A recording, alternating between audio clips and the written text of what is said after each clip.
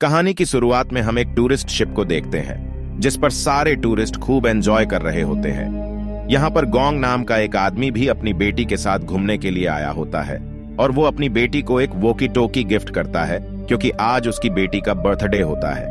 अब सभी लोग एंजॉय कर ही रहे होते हैं कि तभी अचानक से इन्हें समुद्र में ढेर सारी डॉल्फिन्स दिखाई देती है जो पानी के अंदर से लगातार बाहर की तरफ जंप लगा रही होती है।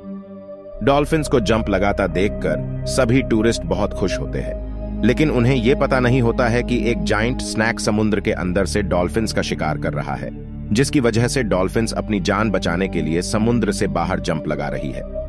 अब वो जाइंट स्नैक इनके शिप पर भी हमला कर देता है, जिसकी वजह से इनकी शिप क्रैश हो जाती है और समुद्र में डूबने लगती है।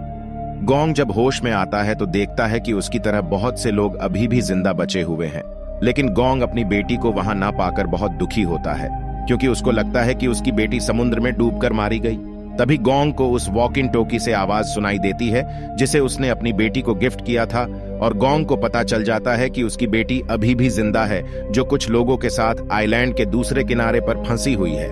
गोंग किसी भी तरह अपनी बेटी के पास जाना चाहता, लेकिन तभी वो देखता है कि एक जाइंट स्नैक उसकी बेटी के पीछे खड़ीढ़ा है और इससे पहले कि वो कुछ समझ पाते जाइंट स्नैक उनके ऊपर हमला कर देता है, जिसकी वजह से वो लोग हवा में उड़ने लगते हैं और जाइंट स्नैक एक एक करके उनको निगलना शुरू कर देता है।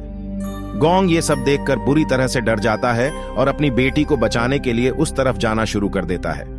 लेकिन एक आदमी गोंग को उस तरफ जाने से रोक लेता है क्योंकि अगर गोंग उस तरफ जाता तो जाइंट स्नैक गोंग को भी खा जाता।